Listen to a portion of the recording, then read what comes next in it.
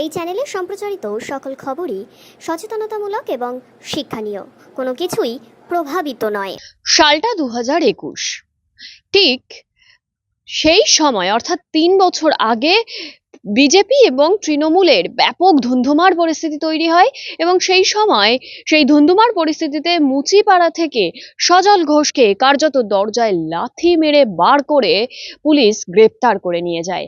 আজ 3 বছর পূর্তে না পূর্তেই একই চিত্র ধরা পড়ল বিজেপির কাউন্সিলর সজল ঘোষ।